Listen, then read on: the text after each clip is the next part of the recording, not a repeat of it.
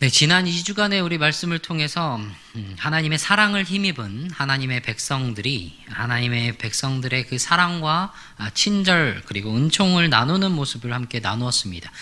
하나님의 인자하심을 힘입어서 베푸는 사랑 그리고 그 사랑이 열매를 맺었던 그 은총을 우리는 나누어 보았었습니다. 오늘은 그것보다 좀 더 근원적인 내용에 대해서 나누어 보고자 합니다. 그 사랑의 근원, 그 사랑에 힘입을 수 있는 근거에 대해서 생각을 해보려 합니다. 2주 동안 우리가 다윗과 연관된 말씀을 함께 나누었어요. 다윗, 요나단, 그리고 다윗과 무비보셋과 관련된 이야기를 함께 나누었습니다.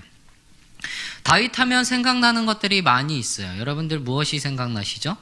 네, 골리앗 생각나실 거예요. 골리앗, 또 목자, 목동, 왕, 이 다윗을 대표하는 여러 가지 이미지들이 있습니다. 용사였고 목자였고 또한 음악가였습니다. 그가 타는 수금으로 인해서 사울 왕이 악령에 시달리고 있을 때 마음이 편안해졌던, 평강을 누렸던 그 모습을 우리는 볼 수 있습니다. 그래서 다윗 하면 또 떠오르는 것이 바로 시편이에요. 시편에 기록된 많은 시편들이 있습니다. 시들이 있습니다. 150편에 있는데요. 그 중에서 가장 많은 지분을 차지하는 사람이 바로 이 다윗이에요. 오늘 우리가 낭독한 이 31편도 다윗의 시라고 적혀 있습니다.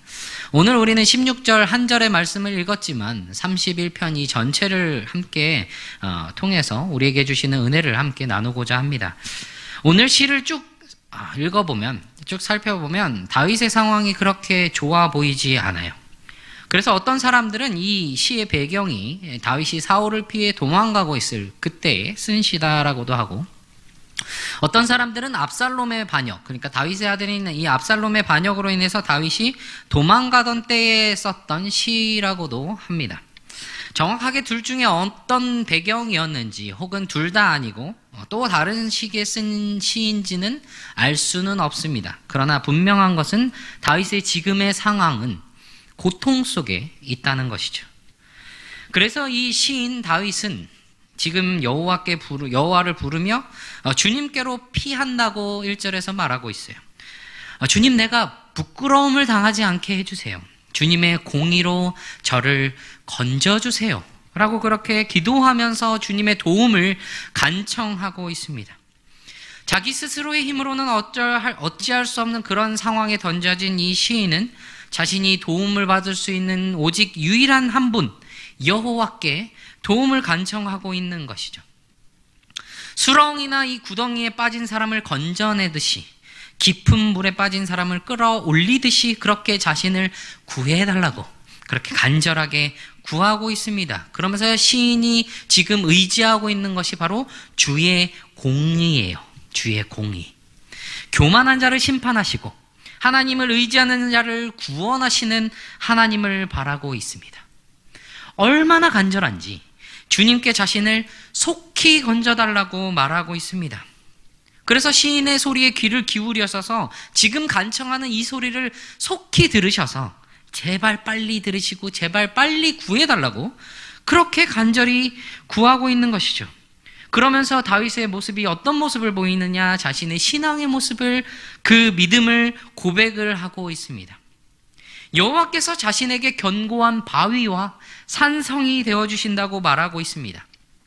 자신이 피하여 숨을 수 있는 든든한 바위, 자신의 안전을 책임져 줄 수 있는, 자신을 구원할 견고한 산성, 그 요새가 되어달라고 요청을 하면서 동시에 고백합니다. 주님은 나의 바위시요 나의 산성이십니다 라고. 시인의 믿음은 하나님과 자신의 관계에 대해서 고백하는 믿음에 있습니다. 여호와께서 나의 반석과 나의 산성이시라고 고백하는 이 관계를 믿음으로 고백하면서 나는 이 위기를 피할 수도, 이 위기를 이겨낼 수도 없는 존재이지만 나를 숨기시고 나를 보호하시는 하나님이 있기에 나는 피할 수 있고 이길 수 있다고 믿으면서 그러한 관계에 의지해서 하나님께 자신을 구원해달라고, 나를 속히 건져달라고 그렇게 요청하고 있는 것이죠. 나를 인도하시고 나를 지도하셔서라고 간구하고 있는 모습을 볼 수 있는 것이에요. 세상의 모든 일들이 궁극적으로는 하나님의 영광을 위해서, 즉 그 이름의 영광과 관계가 되어 있습니다. 그러한 믿음의 고백으로 이 시인 다윗은 주의 이름을 위하여 자신을 인도해달라고, 지도해달라고, 마치 목자가 양떼를 이렇게 이끌고 인도해 가듯이 그렇게 인도해달라고 요청을 합니다. 그러면 양들은 어떻게 하죠? 목자가 어디로 인도하든지 그 뒤를 따라갑니다. 그것처럼 자신도 그렇게 하겠노라고 하나님께 온전히 자신을 맡기는 신앙의 모습을 보여주고 있습니다. 이제 시인은 자신이 처한 그 위기를 언급을 하기 시작을 합니다. 처음에는 그 위기를 뭐라고 설명을 하냐면 비밀이 친 그물이라고 이야기를 하고 있어요. 그물이 비밀이 쳐져 있으면 어떻게 돼요? 거기를 가다가 모르고 거기에 걸려버리게 되는 것이죠. 그래서 원수들이 마치 사냥꾼들과 같이 그 표적을 잡기 위해서 보이지 않는 그물을 쳐두었는데, 그래서 그 보이지 않는 위험으로 인해서 이 다윗이 위기를 맞이했어요. 사악하게 교묘하게 숨어서 감추어서 이 시인을 그 그물에 가두려고 하고 있는 것입니다.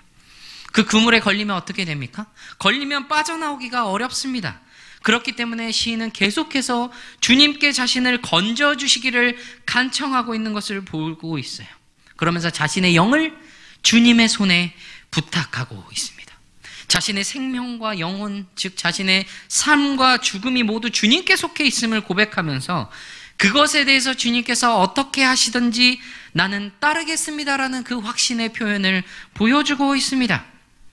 그러한 그 확신에 가질 수 있는 근거는 과연 대체 무엇일까요?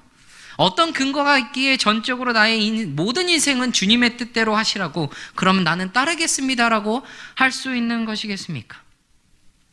시인이 고난 중에서도 자신의 생명과 죽음까지도 주님께 온전히 맡길 수 있는 것은 진리의 하나님께서 자신을 속량하셨기에, 자신을 구속하셨기에 그것을 믿기 때문에 그것을 의탁할 수 있었던 겁니다. 약속대로 신실하게 구원을 베푸신 하나님께서 공의로 건지시는 것을 깨달았기 때문에 전적으로 의지할 수 있게 되었다는 것이죠. 예수 그리스도께서 십자가에 못 박히실 때 아버지 내 영혼을 아버지 손에 부탁하나이다 라고 했던 것과 같이, 스데반 집사님이 순교를 당하시던 그 순간에 주 예수여 내 영혼을 받으시옵소서 라고 예수님과 같이 그렇게 했었습니다. 그것처럼 우리의 삶을, 그 자신의 삶을 하나님께 온전히 맡기는 이러한 기도는 계속 이어져 고백되어야 한다는 것입니다. 우리를 온전히 맡겨야 한다는 거예요. 시인이 하나님께 간청하며 확신하였던 것들이 이제는 더욱 확실한 신뢰의 표현으로 나타나고 있는 것이죠. 진리의 하나님과 대조되는 거짓을 숭상하는 자들을 미워하겠다고, 나는 진리의 하나님을 기뻐하며 즐거워하며 하나님을 사랑하기 때문에 이 거짓된 자들을 미워하겠다고 그러한 맹세로서 여호와를 의지하겠다는 자신의 신뢰를 나타내고 있습니다. 그러면서 그렇게 여호와를 신뢰할 수 있는 원동력이 무엇인지 밝히고 있어요. 그게 뭐냐면 주의 인자하심입니다. 여호와의 헤세드예요. 주님의 인자하심을, 그 한결같은 사랑을, 그것을 생각하면 그럴 때마다 기쁘고 즐겁습니다. 왜냐하면 나는 비록 고난 중에 있지만, 나는 비록 환난 중에 있지만, 너무나 아프지만 주님께서는 나의 고난을 돌아보시고 내 영혼의 아픔과 환난까지도 알고 계시기 때문입니다. 그리고 그것을 아시는 주님은 나를 결코 원수의 손에 넘기지 않으시고 나를 평탄한 곳에, 흔들리지 않은 곳에 나를 세우셔서 견고하게 해주신다는 거예요. 그렇기 때문에 그 사랑을 경험했기 때문에, 그 사랑을 느끼고 깨달았기 때문에 시인은 그 고통 속에서도 기뻐하고 즐거워할 수 있다고 말하는 겁니다. 그런데요, 이 시인의 고통은 생각보다 쉽지 않습니다. 육체의 고통만 있는 게 아니에요. 정신적이고 사회적인 고통이 함께 따르고 있습니다. 그 고통 속에서 시인은 주님께서 긍휼을 자신에게 베풀어 주시기를 구하고 있는데, 그것이 없으면 결코 견뎌낼 수 없는 그런 고통입니다. 얼마나 큰 고통인지 그 고통으로 인한 근심으로 눈이 쇠하여졌어요. 어두워졌습니다. 시력을 잃은 것과 같은 거예요. 영혼도 몸도 그래요. 여러분들 너무 슬프거나 괴로울 때 울어보신 적 있을 겁니다. 그런데 울다가 지쳐서 눈이 흐릿하게 보이고 기운이 다 빠져서 일어날 힘도 없는 그런 때까지 울어보신 적은 손에 꼽힐 것 같아요. 엄청난 고통 속에 몸에 있는 수분이 다 빠져나갈 정도로 우는 시인은 지금 그런 상태였다는 거예요. 눈도 몸도 마음도 영혼마저도 고통으로 인해서, 그 근심으로 인해서 쇠약해지고 있습니다. 얼마나 고통스럽고 괴로우면 자신의 일생이, 그 생명이, 그 모든 날들이 슬픔으로 보내고 있다고, 그 연수가 자신의 생명의 시간을 탄식으로, 한숨으로 흘려보낸다고 그렇게 말하고 있어요. 힘도 다 빠져버렸고 뼈까지도 다 녹아버릴 정도라는 겁니다. 얼마나 큰 육체적인 고통인지 상상할 수조차 없는 그런 큰 고통이에요. 눈이 흐릿하고 힘이 다 빠지고 뼈가 녹아 사라질 정도로 그런 고통이었다는 겁니다. 그런데 그런 육체적인 고통만 있었던 것이 아닙니다. 이번에는 시인이 사회적으로 그런 어려움으로 넘어가고 있어요. 정신적인 고통이 있는 겁니다. 시인은 원수의 그 비밀이 친 그물로 인해서 위험과 어려움이 있었습니다. 그곳에서 건져주시기를 구했죠. 그런데 원수들은, 그 시인의 대적들은 끊임없이 시인을 비난해요. 그래서 시인은 부끄러움을 당하게 됩니다. 원수들은 그렇다고 쳐요. 대적들은 원래 나를 미워하고 비난하고 그러니까 그들로 인해서 수치를 당할 수도 있다고 생각이 듭니다. 그런데 나의 이웃이 더 심하게 나를 비난합니다. 혐오하는 것 같아요. 게다가 믿었던 나의 친구마저 나를 끔찍하게 보는 듯합니다. 거리에서 만나는 사람들은 다 나를 피하고 있어요. 내가 무엇을 했기에, 내가 어떻기에 나를 혐오하고 비난하고 피하고 있다는 겁니까? 정신적으로 너무 고통스러워요. 사회적으로 고립되어서 혼자인 것만 같은, 아니 혼자인 괴로움을, 그 외로움을 겪고 있는 겁니다. 가장 가까운 사람마저도 나를 버리고 가버린 모습이에요. 그래서 스스로가 마치 죽은 사람과 같다고, 그렇게 잊혀버렸다고 이야기를 하고 있습니다. 사람들의 기억 속에서 죽은 자와 같이 잊혀져서 마음에 남아있지가 않습니다. 시인은 그런 상황으로 인해서 마치 깨진 그릇같이 마음 아파하고 있어요. 여러분들 깨진 그릇 어떻게 하죠? 씻어서 쓰나요? 안 쓰죠. 쓸모가 없습니다. 쓸 수가 없어서 버려요. 그리고 그것을 다시 생각하지 않습니다. 버리고 나서 잊혀버리는 거예요. 시인은 그렇게 버림당한 것과 같은 고통을 겪고 있습니다. 철저하게 외면당하고 무시를 당하는, 더 이상 회복될 수 있을까 기대조차 하기 어려운 그런 상황에 처해 있다는 거예요. 이 상황은 마치 많은 사람들이 자신을 둘러싸고 비난하고 모함하고 악평을 하고 있고, 심지어는 두려움으로 공포로 자신을 협박하고 있는 그런 모습을 보게 되는 것이죠. 심지어 이 대적들은 그를 비난할 뿐만이 아니라 이 시인의 목숨마저도 빼앗으려고 하고 있습니다. 피할 길이 없어요. 사방으로 둘러싸여 있습니다. 주위를 둘러보아도 빠져나갈 길이 없어요. 여전히 그 자리에서 시인은 혼자서 고통스럽게 그렇게 홀로 있습니다. 이보다 더 큰 고통이 있을까요? 이보다 더 큰 괴로움 있습니까? 몸도 마음도 고통으로 인해서 다 지쳐서 힘이 다 빠져버린 그런 나의 처지인데, 나를 대적하는 사람들은 계속 나를 비난하고 주위의 이웃과 친구들도 다 나를 버린 것 같은데, 그들마저도 나의 적으로 돌아선 것과 같은 그 순간에 이보다 더 큰 고통, 그 괴로움, 외로움, 슬픔 도저히 없을 것만 같단 말입니다.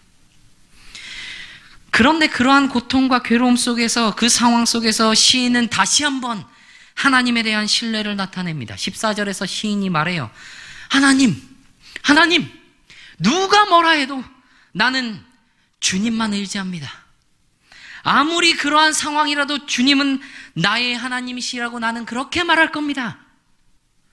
처절한 상황 속에서도, 죽음의 위협과 고통 속에서도 도저히 주님을 신뢰할 수 없을 것만 같은 그 정황 속에서도 시인의 고백은, 누가 뭐라 해도 나는 주님만을 의지하고, 누가 뭐라 해도 주님은 나의 하나님이라고 그렇게 당당하게 말할 거라고, 그렇게 강한 신뢰의 의지를 표현하고 있는 겁니다. 그러면서 또 한 번 하나님께 구원을 간청합니다. 나의 영을 주님의 손에 부탁하나이다 라고 간구했던 이 시인이 이번에는 자신의 앞날, 그 자신의 생애 모두를 주님께 맡기고 원수들과 그 핍박하는 사람들의 손에서 건져주시기를 다시 한번 구하고 있는 거예요. 자신의 목숨을 노리고 사방으로 둘러싸서 박해하고 핍박하는 그 사람들로부터 건져주시기를 간청하고 있는 모습을 보고 있는 겁니다. 그것 또한 주님의 사랑에 대한 신뢰, 주님의 손에 그 모든 것이 달려있다는 확신이 있는 것이죠. 그래서 시인은 오늘 말씀과 같이 고백을 합니다. 여호와여, 내가 주의 얼굴을 주의 종에게 비추시고 주의 사랑하심으로 나를 구원하소서. 시인은 주님의 얼굴을 자신에게 비추시기를, 주의 사랑하심으로 자신을 구원하시기를 구하고 있는 것이에요. 얼굴을 비춘다는 것은 은총과 은혜를 베푼다는 겁니다. 그렇게 시인은 간절하게 하나님의 그 은총과 은혜가 임하기를, 그렇게 하나님의 도우심을 구하고 있는 거예요.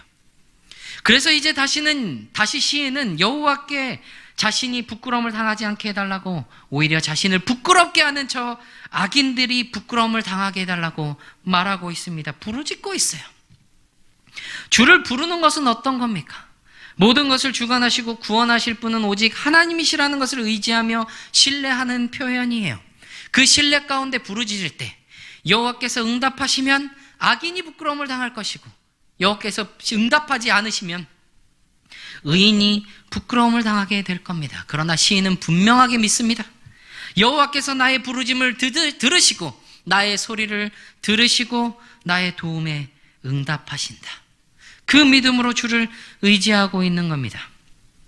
이제 원수의 정체가 드러나고 있어요. 교만하고 완악한 말로 무례히 의인을 치는 거짓 입술입니다.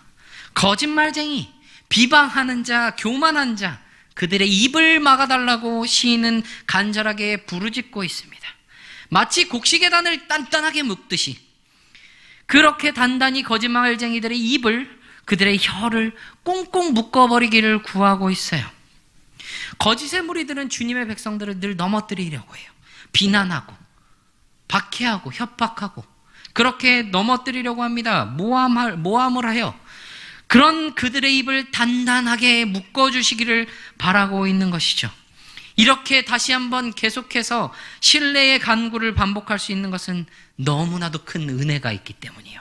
말로 표현할 수 없는 그 고통보다, 끔찍한 괴로움보다, 처절한 외로움보다 더 큰 사랑이 있기에 그 견고한 성에서 주님을 의지하고 주님의 구원을 청할 수 있게 되는 겁니다. 그리고 주님께서는 주님을 경외하는 사람들에게 마련해 주신 복을 베풀어 주세요.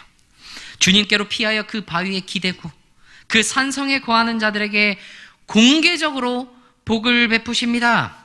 주의 날개 그늘 아래 숨겨 보호하셔서 거짓말쟁이들로 보호하시고 거짓된 고발과 비난에서 건져주실 겁니다. 하나님 베푸시는 은총은 그저 마음속에서만 느끼고 끝나는 것이 아니라 사람들 앞에서 공개적으로 드러나게 될 것을 시인은 고백을 하고 있는 것이죠. 그동안 감추어졌던 그 구원이 이제 곧 나타날 것이라는 것을 믿고 나아가는 시인의 모습이란 말입니다. 이제 시인은 그 하나님의 사랑에 대한 그의 간절한 반응이, 그것을 나타내면 동시에 하나님의 백성들에게 요청하는 것이 있어요. 하나는 여호와를 찬송하라는 것입니다. 때로는 내가 주님께로부터 끊어졌나, 멀어졌나, 주님 눈밖에 났나, 그런 생각이 들 때도, 그래서 좌절할 때도 있었지만 분명하게 드러나는 사실은 주님께 부르짖을 때 그 간구하는 소리를 들으셨다는 겁니다. 내가 끊어졌다고 느꼈고 주님 눈밖에 느껴졌다고 그렇게 걱정하고 근심할 때, 적들에 의해서 사방에 둘러싸여 있을 그때 하나님께서는 주님의 그 견고한 성에서 주님의 놀라운 사랑을, 그 은총을 베풀고 계셨다는 것을 보게 되는 것이죠. 그래서 여호와를 찬송하라라고 말하고 있습니다. 그래서 또 하나를 또한 요청합니다. 여호와를 사랑하라. 지금의 고통과 그 어려움, 그 진흙탕과도 같은 싸움에서 결코 좌절하지 말고 낙담하지 말고 공의로우심으로 사랑을 베푸시는 주님의 은총을 의지하며 신실하게 여호와를 사랑하라는 겁니다. 주님을 경외하고 신실한 자를 지켜주실 것을 믿음으로, 그 신뢰로 하나님을 더욱 의지하라고, 하나님을 더욱 사랑하라고 말하고 있는 겁니다. 하나님과의 그 깊은 사랑의 관계로 초대하고 있는 거예요. 그래서 시인은 여호와를 사랑하라 그렇게 말하고 있는 것이죠. 그리고 마지막으로 요청을 합니다. 강하고 담대하라. 하나님께 소망을 두고 하나님의 인자하심을 바라는 자들은 하나님의 그 신실하심을 끝까지 믿고 그 약속이 성취될 것들을 기다리는 자는 그 믿음 가운데 강하고 담대할 수 있는 겁니다. 고난이, 고통이 그냥 그것으로만 끝나는 것이 아니라 그것은 결국 오히려 바뀌어서 하나님의 인자하심을, 하나님의 선하심을, 그 은혜를, 그 은총을 증거하는 것이 되리라고 시인은 고백하며 말하고 있는 것이에요. 그래서 그 소망 가운데 있는 사람들 강하고 담대하라 라고 그렇게 말할 수 있는 것이죠. 고통과 괴로움 속에서도 하나님의 구원을 바랄 수 있는 것은 하나님께서 우리의 피할 바위가 되어주시기 때문입니다. 우리의 피난처이시며 우리의 산성이 되어주시기에 우리는 그곳에 가면 건짐을 받을 수 있을 것임을 신뢰하기에 하나님의 구원을 바랄 수 있습니다.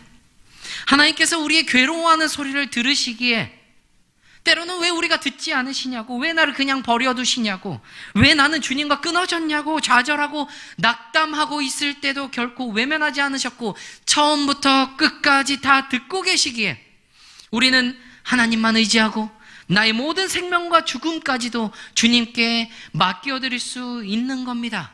지금은 비록 괴롭고 고통 속에 있지만 하나님께서는 그 선하심과 인자하심으로 우리를 건져주실 것이며 결국 이 고난은 오히려 하나님의 선하심과 인자하심, 그 은총의 증거가 될 것이라는 소망이 우리에게 있어야 한다는 겁니다.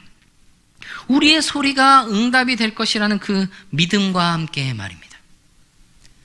그 가운데서 우리에게 요청하는 것, 고통과 괴로움 속에도 하나님의 구원을 바라고 주님의 도우심을 간구하라는 것, 그 믿음으로 하나님을 찬양하고 하나님을 사랑하고 그 소망으로 강하고 담대하게 주님을 의지하고 신뢰해야 하는 겁니다. 누가 뭐라 해도, 그 누가 뭐라 해도 나는 주님만 의지하겠습니다. 그 어떤 상황이 와도, 그 어떤 고난 가운데서도 주님은 나의 하나님이십니다. 나는 그렇게 말할 겁니다. 그런 고백이 있어야 한다는 것입니다. 그런 고백으로, 그런 믿음으로 그 사랑, 그 은총, 그 인자하심으로 우리에게 베풀어 주시는 그 구원의 은혜를 충만하게 누리시는 저와 여러분이 되시기를 바랍니다.